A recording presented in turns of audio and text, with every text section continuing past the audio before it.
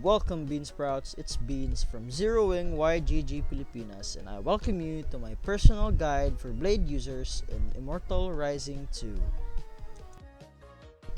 The Blade class is a very versatile class in IR2. It allows for the user to deal massive amounts of damage while also sustaining its HP through healing. In this guide, I will show you the symbols, paragon builds, stat distributions, and skill tree builds that I use to thread through and reach hell mode as fast as possible. Minor disclaimer: do take note that all of these are based on my personal experience and research. These are merely tips and suggestions that help me figure things out as a free-to-play player. Now, what are we waiting for? Let's jump in. First and foremost, let's talk about the strengths and weaknesses of the Blade class. Now let's start with its strengths. Burst and wide area flexibility. The Blade class can be used to either deal single target damage or wide AoE damage to enemies depending on the skill tree build. Here, we have the double thrust for the single target and the double slash for wide area damage. Next is its versatile dash utilization. One of the most crucial skills for the Blade class is dash. Dash allows the user to blink to an area adjacent to the user. Since the Blade class fights close up, dash is your bread and butter in terms of your movement and your mobility. Then we have the simplicity.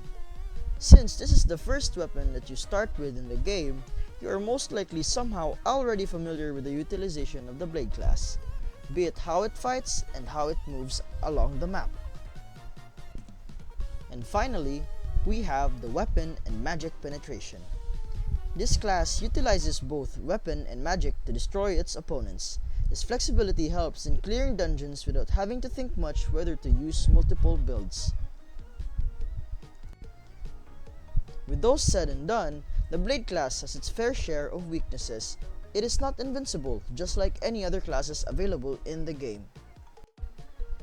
These weaknesses including close range vulnerability.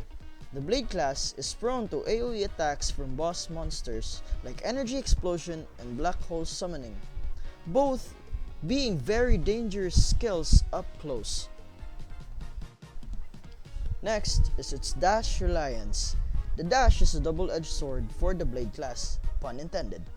The dash dependence of the class basically forces you to sacrifice one of the elemental skills available in the game. Next is being a glass cannon. Being dash reliant, you practically have to rely on your dash for your defenses, focusing more on mobility and high power damage output for your stats. Now in this juncture, let's talk about the status distribution that I use during my gameplay.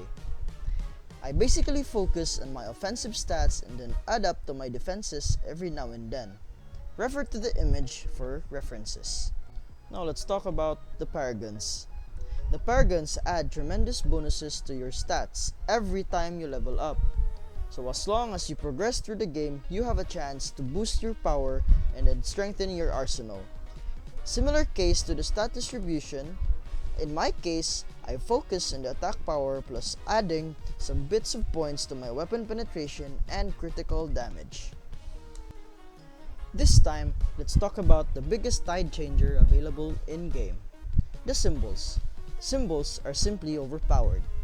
They basically add free stat points that you can change around to your current stats, and they add by percentage depending on your soulstone level.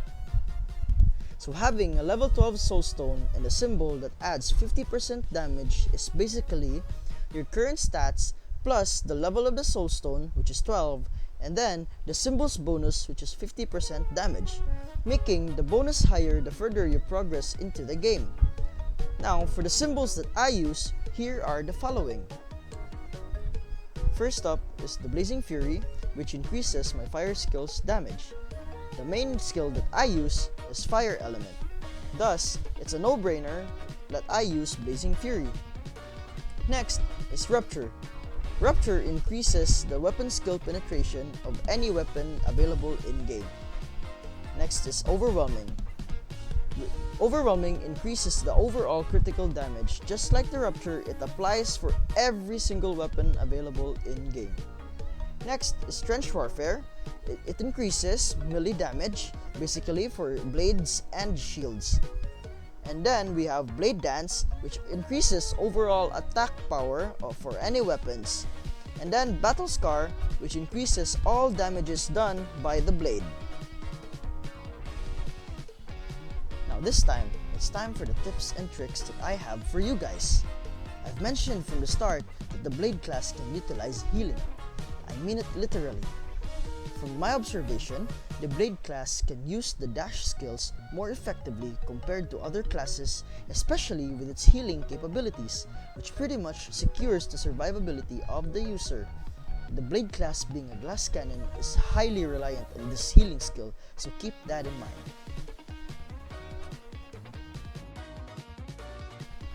Next is I strongly suggest using the ice and fire elements along with our dash skills, for it provides the most effective synergy for the class. Just imagine a scenario: fire having its binding chains and frost having its rooting effects, making it so that enemies cannot catch up to you the more you deal damage to them. Furthermore, the crippling damage done by the flames burn will surely carve its way to your victory. Thus, I main the flame skills. As for my skill tree combination, here is my current setup. Please do take note that I am at Hell Mode, Stage 1, Floor 15.